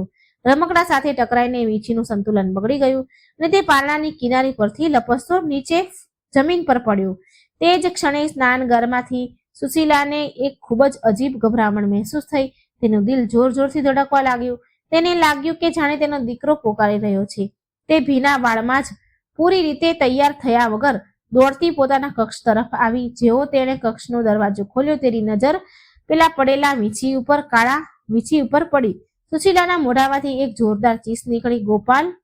સુશીલા પોતાના જીવનની પરવાહ કર્યા વગર સીધા પારણા તરફ દોડી. તેણે જોયું કે વીંછી પારણાના પાયા પર ચડવાની કોશિશ કરી રહ્યો હતો. સુશીલાએ તરત જ ગોપાલને ખોળામાં ઉઠાવી લીધો અને પોતાની છાતીએ લગાવી લીધો. ગોપાલ જે અત્યાર સુધી સૂઈ રહ્યો હતો, માની ચીસ અને અચાનક ઉઠવાથી એ જાગી ગયો. જોર જોરથી રડવા લાગ્યો. સુશીલાની ચીસ સાંભળીને બહાર ઉભેલા પહેરેદાર ભાલા લઈને અંદર આવ્યા. તેમણે જમીન પર પડેલા ઝેરીલા વીંછીને જોયો. પહેરેદારોએ તરત જ પોતાની તલવાર અને જૂતાથી તે વીંછીને મારી નાખ્યો. કક્ષમાં શોર સાંભળીને રાજા વિક્રમાદિત્ય અને રાણી દેવ્યાની પણ ત્યાં આવ્યા. જ્યારે રાજાએ મરેલા વીંછીઓને જોયા તો તેમનો ચહેરો ક્રોધથી લાલચોળ થઈ ગયો. તેમણે ગર્જના કરતા પૂછ્યું, આ કેવી રીતે થયું? ત્યાં આ ઝેરીલો વીંછી કેવી રીતે આવ્યો? આ કોઈ દુર્ઘટના નથી, આ એક હમલો છે. રાજાએ તરત કક્ષની બારીકીથી તલાશ લેવાનો આદેશ આપ્યો. સૈનિકોએ ખૂણે ખૂણા તપાસ્યા. ત્યારે જ એક સૈનિકે ઓરડાના પાછલા દરવાજા પાસે એક રેશમી કપડું મળ્યું. તેને જોયું, જેના પર થોડીક અજીબ ગંધ આવી રહી હતી. આ એ જ કપડું હતું જેમાં દાસી વીંછીઓને લપેટીને લાવી હતી. ઉતાવળમાં તે કપડું ત્યાં જ પડી ગયું હતું. રાજાએ તે કપડાને સૂંઘ્યું. તેમાંથી જંગલની ભીની માટી અને મરેલા જાનવર જેવી બદબુ આવી રહી હતી. રાજા સમજી ગયા કે આ કામ કોઈ બહારનાનું નથી. કોઈ છે જે મહેલના રસ્તાઓને જાણે છે અને જેને એ પણ ખબર હતી કે સુશીલા ક્યારે સ્નાન કરવા જાય છે. રાજાએ પોતાની તલવાર કાઢી. આજે હું તે નાગિનને શોધી જ કાઢીશ જે મારા દીકરાને ડંખ મારવાની કોશિશ કરે છે. પરંતુ મૃણાલિની ખૂબ જ ચાલાક હતી. તેણે પોતાની તે દાસીને જેણે આ કામ કરાવ્યું હતું પહેલેથી જ મહેલથી દૂર પોતાના મોસાળ મોકલી દીધી અને આ અફવા ફેલાવી દીધી હતી કે તે દાસી બીમાર છે. જ્યારે રાજાએ પૂછપરછ કરી તો કોઈ સુરાગ હાથ ન આવ્યો. એકવાર ફરી અપરાધી બચી નીકળ્યો, પરંતુ રાજાની ઊંઘ હવે હરામ થઈ ચૂકી હતી. આ ઘટના પછી રાજા વિક્રમાદિત્યએ ગોપાલની સુરક્ષા હજુ કડક કરી. હવે સુશીલાના કક્ષની બહાર માત્ર રાજાના સૌથી વિશ્વસનીય અંગરક્ષક જ ઊભા રહેતા. કોઈ પણ દાસી કે સેવકને સીધા બાળકની પાસે જવાની અનુમતિ ન હતી.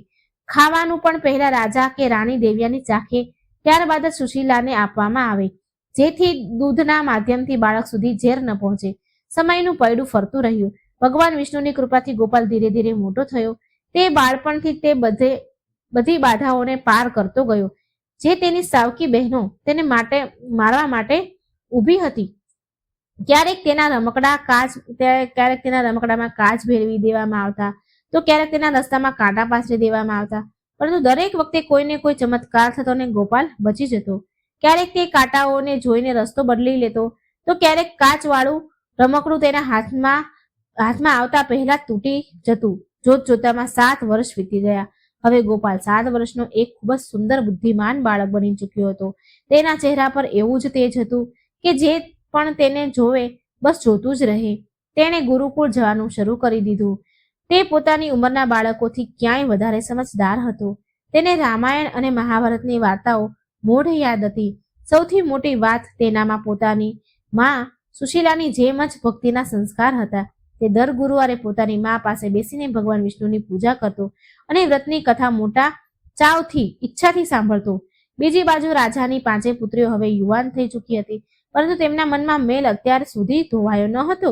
મૃણાલિની હવે હજુ વધારે ઈર્ષાળુ અને ક્રૂર થઈ ચૂકી હતી, પરંતુ તેના મનનો મેલ અત્યાર સુધી ધોવાયો ન હતો. મૃણાલી વધારે ઈર્ષાળુ અને ક્રૂર થઈ ગઈ. ગોપાલની વધતી લોકપ્રિયતાને એને ખૂંચતી હતી. પ્રજા ગોપાલને અત્યારથી જ પોતાના ભાવિ રાજા માનીને પૂજવા લાગી. જ્યારે પણ ગોપાલ નગર ભ્રમણ કરવા નીકળે, લોકો તેના પર ફૂલોની વર્ષા કરે. આ બધું જોઈ મૃણાલીનું લોહી ઉકળતું હતું. એક દિવસ મૃણાલી પોતાની બહેનોને પોતાના કક્ષમાં બોલાવી. તેણે કહ્યું, બહેનો, 7 વર્ષ થઈ ગયા. આપણે દરેક રીત અપનાવી લીધી, પરંતુ તે છોકરાનો વાળ વાંકો ન થયો. તે દિવસે દિવસે વધુ મજબૂત થતો જઈ રહ્યો છે. પિતાજી તો હવે આપણને જોતા પણ નથી. તેમની દુનિયા બસ ગોપાલ સુધી જ સીમિત થઈ રહી છે. જો આપણે જલ્દી કંઈ નહીં કરીએ તો ખૂબ મોડું થઈ જશે. વચલી બહેને નિરાશ થઈને કહ્યું, પરંતુ દીદી, આપણે કરી પણ શું શકીએ? એના પર તો જાદુ ટોણા પણ અસર નથી કરતા. હવે તો તે મોટો થઈ ગયો છે, પોતાની રક્ષા જાતે કરી શકે છે. મૃણાલીની આંખોમાં એક શેતાની ચમક હતી. તેણે કહ્યું, યાદ રાખજે. યાદ છે રાજા જ્યોતિષે તેના જન્મ સમયે શું કહ્યું હતું? તેને પાણીથી ખતરો છે, જળ જ તેનો કાળ છે. હવે ગરમીઓ શરૂ થઈ રહી છે, કેમ ના આપણે ભવિષ્યવાણીને સાચી કરી બતાવીએ? બધાએ ઉત્સુકતાથી પૂછ્યું, કેવી રીતે દીદી? મૃણાલિની બોલી, પોતાની યોજના સમજાવી. આપણે પિતાજીને કહીશું કે ગોપાલનું મન ભણવામાં લાગી રહ્યું છે, તેને થોડું મનોરંજન જોઈએ. આપણે તેને નદી કિનારે અને વન ભોજન માટે લઈ જવો જોઈએ. પ્રસ્તાવ રાખીશું આપણે આવો. પિતાજી વ્યસ્ત રહે છે, તેઓ જઈ નહીં શકે. માં સુશીલા અને મોટી માં દેવ્યાની પણ આપણને કોઈ બહાને મહેલમાં જ રોકી લઈશું. બંને માને આપણે મહેલમાં જ રાખીશું. આપણે કહીશું કે અમે પોતાના નાના ભાઈ સાથે સમય વિતવા ઈચ્છીએ છીએ. અમારી વચ્ચે પ્રેમ વધવો જોઈએ. પિતાજી તો એ જ ઈચ્છે છે કે આપણે બધા હળી મળીને રહીએ. તેઓ ના નહીં પાડે. યોજના પાક્કી થઈ ગઈ. બીજા દિવસે સવારે 5 બહેનો ખૂબ જ પ્રેમ અને દુલારનું નાટક કરતા રાજા વિક્રમાદિત્ય પાસે ગઈ. મૃણાલિનીએ ખૂબ જ મીઠા સ્વરે કહ્યું, પિતાજી, અમે વિચારતા હતા કે ગોપાલ રાત દિવસ ભણવામાં લાગેલો રહે છે, બિચારો થાકતો નથી શું? આજે મોસમ ખૂબ સરસ છે, હવામાન ખૂબ સરસ છે. જો તમારી આજ્ઞા હોય તો અમે ગોપાલને નગરની બહાર યમુના નદીના કિનારે લઈ જઈએ શેર કરવા માટે. અમે બધા ભાઈ બહેન મળીને રમીશું, ભોજન કરીશું, શાંત થતા પાછા આવી જઈશું. રાજા વિક્રમાદિત્ય પોતાની દીકરીઓના મોઢે આવી વાત સાંભળીને ગદગદ થઈ ગયા. તેમને લાગ્યું કે સમયની સાથે તેમની દીકરીઓના મનમાં ગોપાલ માટે પ્રેમ જાગી ગયો છે. રાજા તો હંમેશાથી એ જ ઈચ્છતા હતા કે તેમનો પરિવાર એક થઈ જાય. રાજાએ ખુશ થઈને કહ્યું, આ તો ખૂબ સારી વાત છે.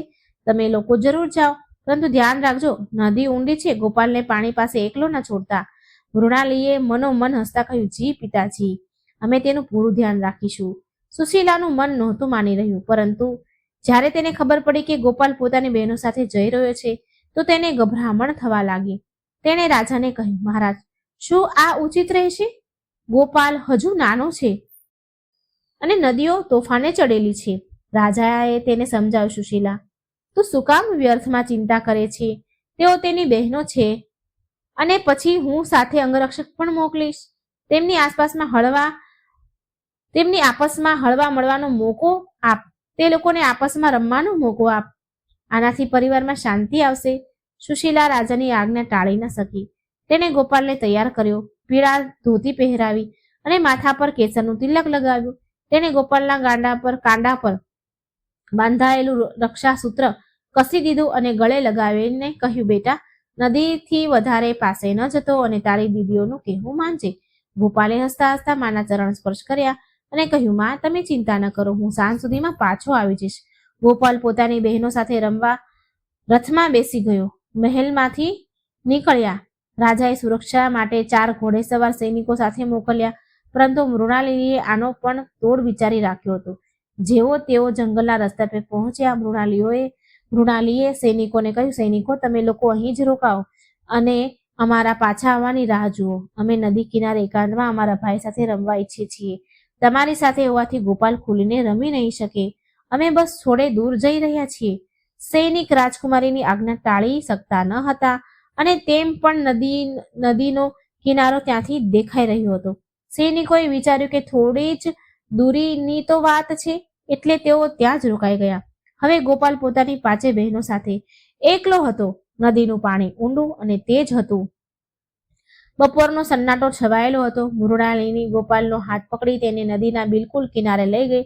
તેને કહ્યું, ગોપાલ, જો પાણીમાં કેટલી સુંદર માછલીઓ છે, આવ આપણે તેને પકડીએ. ગોપાલ માસુમિયતથી પાણીમાં ઝૂકીને જોવા લાગ્યો. પાણીની નીચે લીલ જામી હતી અને પ્રવાહ ખૂબ તેજ હતો. ગોપાલને જરા પણ અંદાજ ન હતો કે તેની પાછળ ઊભેલી તેની પોતાની જ બહેન તેને ધક્કો મારવા માટે તૈયાર ઊભી છે. મૃણાલિનીએ પોતાની બીજી બહેનોને ઈશારો કર્યો. તેણે ચારેય તરફ નજર દોડાવીને કોઈ ન હતું. મૃણાલીએ એક ઊંડો શ્વાસ લીધો, પોતાના બંને હાથ ગોપાલની પીઠ પર રાખ્યા અને પૂરી તાકાતથી તેને નદીમાં ધક્કો મારી દીધો. ઓ માં! ગોપાલના મોઢામાંથી બસ એટલું જ નીકળ્યું અને તે છપાક દઈને ઊંડા પાણીમાં જઈ પડ્યો. પાણીનો પ્રવાહ તેને પળભરમાં જ કિનારાથી દૂર લઈ ગયો. ગોપાલે હાથ પગ મારવાની કોશિશ કરી, પરંતુ તે નાનો હતો અને પાણીની તાકાત ખૂબ વધારે હતી. તે ડૂબવા લાગ્યો. તેની પીળી ધોતી પાણીમાં લહેરવામાં ક્યાંક ઓઝલ થઈ ગઈ. પાણીની લહેરોમાં ઓઝલ થવા લાગી. કિનારે ઉભેલી 5 બહેનો આ નજારો જોઈ રહી હતી. તેમના ચહેરા પર ક્રૂર હસી હતી. મૃણાલીએ કહ્યું, આખરે આજે આપણો કાંટો હંમેશા માટે નીકળી જ ગયો.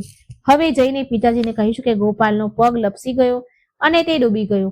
અમે રડવાનું આપણે નાટક કરી દઈશું અને બધા માની જશે. નદીની તેજ ધાર ગોપાલને વહાવીને લઈ જઈ રહી હતી. પાણી તેના નાક અને મોઢામાં ભરાઈ ગયું. ગોપાલે ખૂબ હાથ પગ માર્યા, પરંતુ પાણીની તાકાત આગળ તે બેબસ હતો. ડૂબતા ગોપાલને પોતાની મા સુશીલાની શીખ યાદ આવી. તેણે મનોમન પોકાર્યા ભગવાન વિષ્ણુને, હે વિષ્ણુ ભગવાન, હે ગુરુ બૃહસ્પતિ, મારી રક્ષા કરો. ત્યારે એક ચમત્કાર થયો. નદીમાં ક્યાંકથી કેળાના ઝાડનું એક ખૂબ મોટું થડ તણાતું આવી ગયું. બૃહસ્પતિવારના વ્રતમાં એક કેળાના વૃક્ષની જ પૂજા થાય છે અને આજે તે જ કેળાના થડે ગોપાલ માટે જીવનનું રક્ષક બની ગયું. ગોપાલે તરફડતા તે થડને કસીને પકડી લીધું. તે થડ તેને વહાવતા નદીના બીજા કિનારે લઈ ગયું, જ્યાં પાણીનો પ્રવાહ ઓછો હતો. કિનારે એક ખૂબ જ તેજસ્વી વૃદ્ધ સાધુ બેઠા હતા. તેના ચહેરા પર સૂર્ય સમાન તેજ હતું અને તેમના પીળા વસ્ત્ર ધારણ કરેલા હતા. હકીકતમાં તેઓ બીજા કોઈ નહીં પરંતુ સ્વયં દેવગુરુ બૃહસ્પતિ હતા, જે એક સાધુના વેશમાં પોતાના નાનકડા ભક્તની રક્ષા માટે આવ્યા હતા. તેમણે ગોપાલને પાણીમાંથી બહાર કાઢ્યો, તેની પીઠ થપથપાવી પાણી બહાર કાઢ્યું અને તેને હોશમાં લાવ્યો. બીજી બાજુ 5 બહેનો રડવા ધોવાનું નાટક કરતી સૈનિકો પાસે પહોંચી. મૃણાલી મગરના આંસુ વહેડાવા લાગી. અનર્થ થઈ ગયું.